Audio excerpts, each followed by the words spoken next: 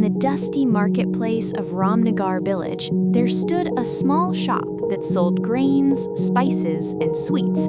The shopkeeper, Mr. Sharma, had a smile for every customer and a story for every occasion.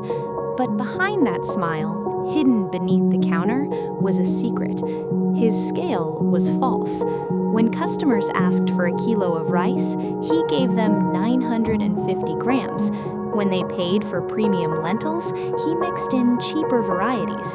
When children came with coins for sweets, his fingers moved faster than their eyes could follow.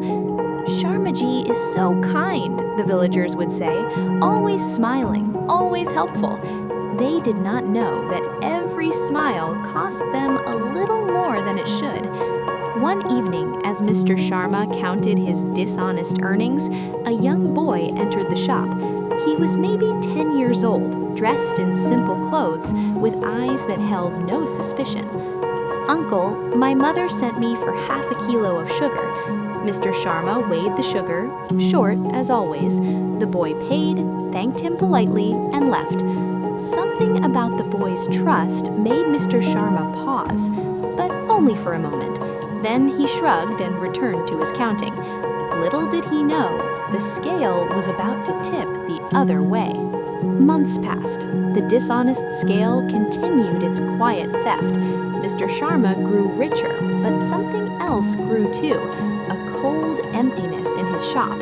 Fewer customers stopped to chat. Children no longer gathered at his door for free samples. One night, a terrible storm swept through Ramnagar. The wind howled, the rain fell in sheets, and then a crash. A massive tree branch had fallen through the roof of Mr. Sharma's shop, destroying his stock, crushing his counter, and worst of all, shattering his hidden scale into 100 pieces. By morning, the villagers gathered. Mr. Sharma stood amid the ruins, helpless. "Please," he begged, "I need help to rebuild. Lend me money, lend me supplies. I've served you all for years." The villagers looked at him, then at each other, and slowly, one by one, they turned away. "I'm sorry, Sharmaji," said the vegetable seller.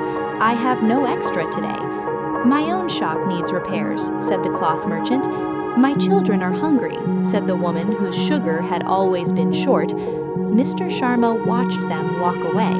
For the first time, he understood. He had been giving them less for years. Now, when he needed more, they had nothing to give. Days passed. The shop remained in ruins. Mr. Sharma grew thinner, older, sadder. He sat among the rubble, remembering every customer he had cheated, every child whose sweets he had shortchanged, every trust he had broken. Then one morning, a young boy appeared at the edge of the rubble. It was the same boy from months ago, the one with trusting eyes. "Uncle," the boy said softly, "I heard what happened. My mother sent this." He held out a small cloth bag. Inside were 2 rotis and some vegetables. Mr. Sharma's eyes filled with tears. "But I cheated your mother. I gave her less sugar." The boy shrugged. "She said, 'You must be hungry.' She said, 'We reap what we sow.' But sometimes new seeds can be planted." That night, Mr. Sharma made a decision. He gathered what little remained of his savings and bought a new scale, an honest one. When he reopened his shop, the villagers were surprised. The first customer asked for a kilo of rice. Mr. Sharma weighed it carefully, exactly 1 kilo. Then he added a little more. "For all the years I gave less," he said quietly. The customers stared at the scale, at the extra rice, at the tears in Mr. Sharma's eyes. Word spread. Slowly, cautiously, the villagers returned. They watched the new scale, they watched the new Mr. Sharma, and they began to trust again. The universe keeps a scale of its own. Every time we take more than we give, it records. Every time we cheat, it remembers. And one day, when we need help, we discover that we have been giving out emptiness, and emptiness is all that returns. Mr. Sharma learned that you cannot cheat life. You cannot steal trust and expect loyalty. You cannot give less and receive more.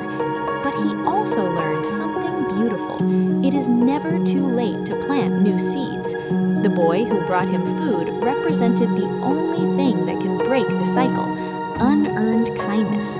The kind of kindness that says, I will give you what you did not give me, so that you can become someone who gives. You reap what you sow, but every morning you get to choose new seeds. If this story made you think about what you're planting in the world, subscribe to Life Lessons Daily for more stories about honesty, consequences, and the courage to change. Click the bell for daily reminders that what goes around comes around.